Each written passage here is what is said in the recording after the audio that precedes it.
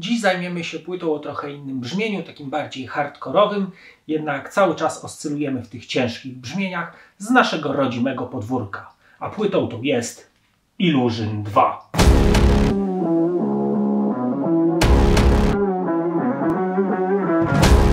Zespół Illusion powstaje w Gdańsku w 1992 roku z inicjatywy Tomasza Lipy-Lipnickiego, Jerzego Rutkowskiego oraz Pawła Herbasza. W sierpniu tego roku dołącza do nich jeszcze Jarosław Śmigiel i ten skład utrzymuje się do 1999 roku, czyli do rozwiązania zespołu. W 1993 roku grają parę koncertów w Niemczech oraz nagrywają pierwszą swoją płytę. W 1994 nagrywają płytę, o której dzisiaj Wam powiem, a mianowicie Illusion 2. Illusion 2 jest płytą przemyślaną i dopracowaną. Utwory są spójne, a brzmienie gęste. Można powiedzieć, że większość utworów zresztą z tej płyty została na długo zapamiętana przez publiczność.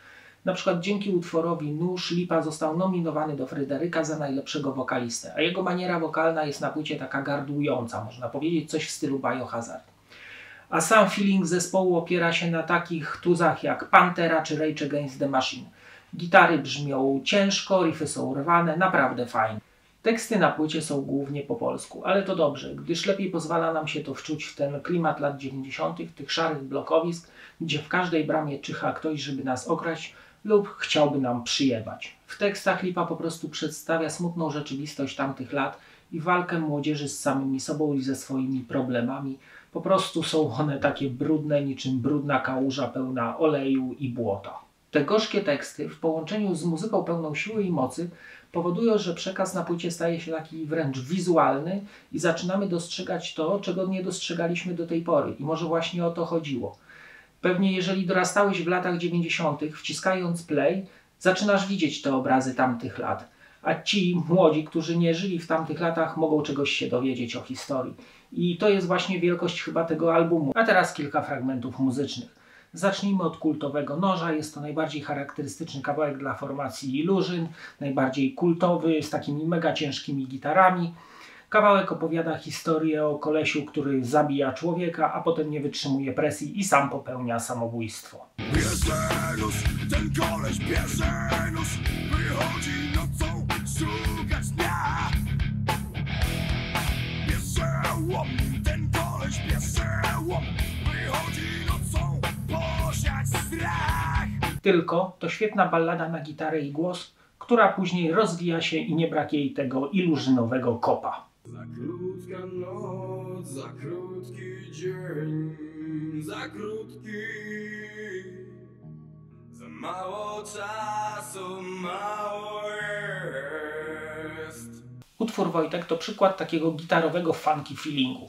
Tutaj na wokalu Lipę zastąpił guzik z zespołu Flapjack, niestety już nie żyjący, zaś zespół Illusion wystąpił w chórkach razem z fanami. Utwór opowiada o historii Wojtka, czyli takiego faceta, który prowadził w Gdyni knajpę Rock Cafe Budda.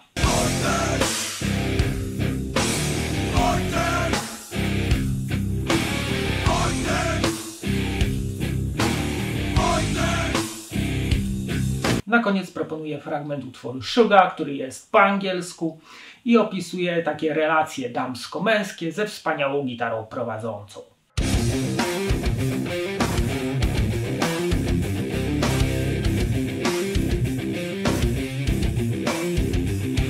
Na okładce do płyty Illusion 2 widnieje mural, taka grafika, po środku postać trzymająca flagę z nazwą zespołu i umięśnionych typów na dole, jeden w takiej pozie jakby grał na gitarze. We wkładce na pierwszej rozkładówce mamy na czarnym tle wydrukowane teksty do utworów.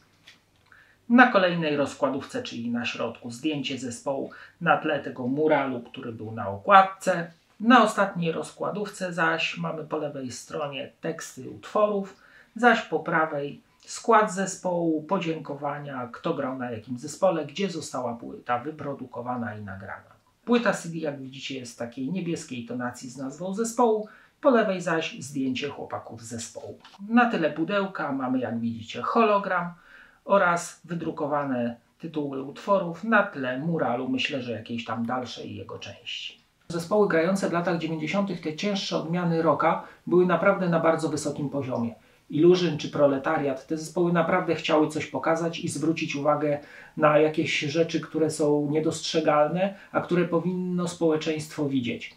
I to była właśnie wielkość tych zespołów, których chyba teraz muzyce brakuje. Zapraszam teraz do oglądania kolejnego odcinka. Cześć!